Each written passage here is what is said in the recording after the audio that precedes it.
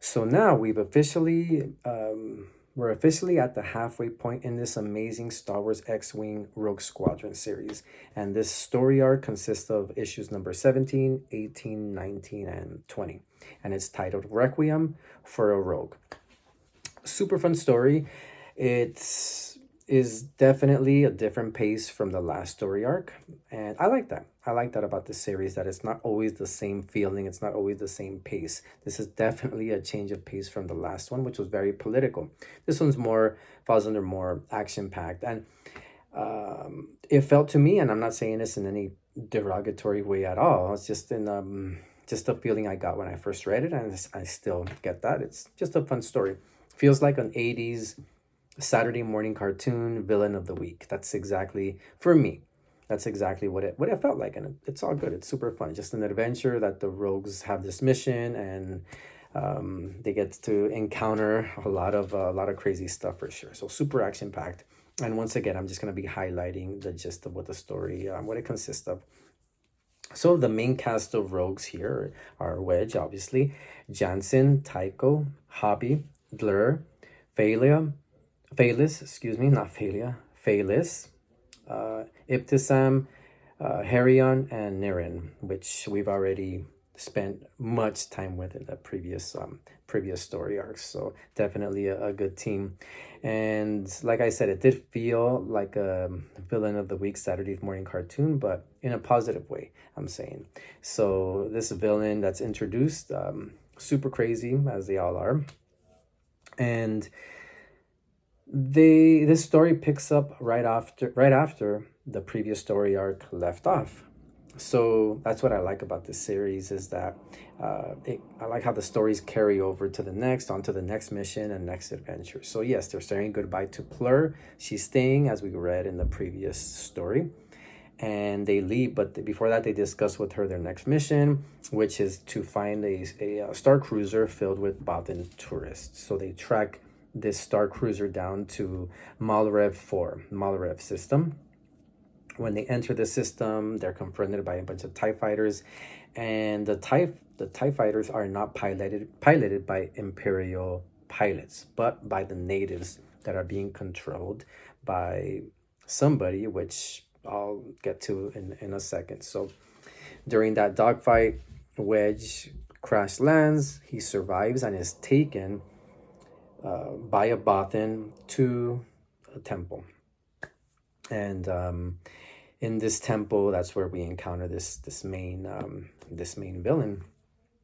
It's a Deveronian named Carterian, and he's just crazy. He looks cool. He looks like I said, an old school 80s cartoon villain. And I keep saying that, but that's what I grew up with, so it definitely took me back to that era.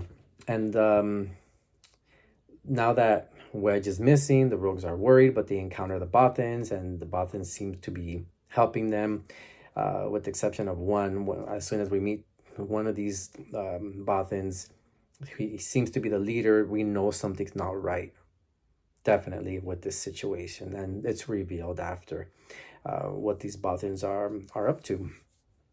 So yeah, Wedge survives. He survives, and he's taken by somebody to this temple. So regarding the temple, which is a big piece in this whole puzzle and this storyline, this temple in this system was Palpatine. Emperor Palpatine had this temple constructed, and this temple has a bunch of Sith magic or Sith energy that can influence others around them when they go into this temple. As once an individual goes to this temple, they definitely feel that evil energy. So that's what this Deveronian, that's the role that he plays. He's just a power hungry individual who wants to control the system there and the natives and everything. And that's how he gets these natives to be flying TIE fighters, and he has these TIE fighters at his disposal. So Wedge escapes, and there's other rogues as well that are taken to this temple, and a lot of things happen in here, and a lot of things are discovered.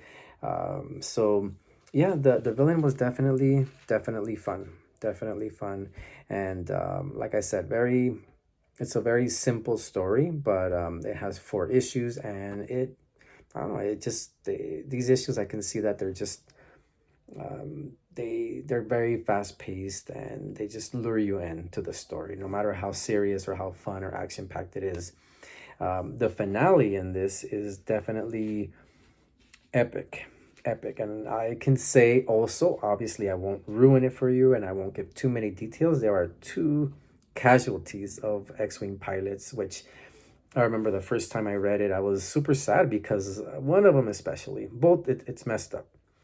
But one of them, you just grew attached to. The other one too, but one of them in particular, I grew attached to. I love this character, and both of them, like I said, it was definitely unexpected, especially the way this story arc seemed just super fun, and there's a lot of stakes, but at the same time, still, it was something unexpected when there's some main characters, which they have been main characters apart from Wedge. They're X-Wing pilots, and yes, just seeing them pass and the way that they pass is just epic.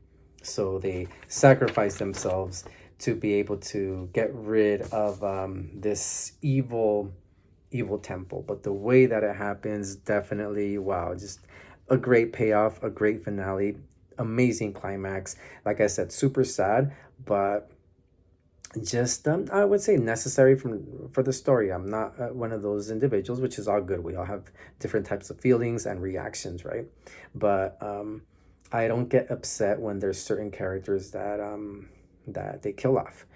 Is it disappointing at that moment? Of course, but you feel something, and for a story to have you feel something, I mean, it's no way in comparison to Vector Prime, nothing like that, or Star by Star, nothing like that. But still, it's unexpected. So a story that can make you feel a type of emotion because of a certain character or characters that pass on, that's powerful. That's powerful stuff. So yeah, the very cool climax, and well worth the ride for sure. So like I said, very fun story. I loved it. The villain was just a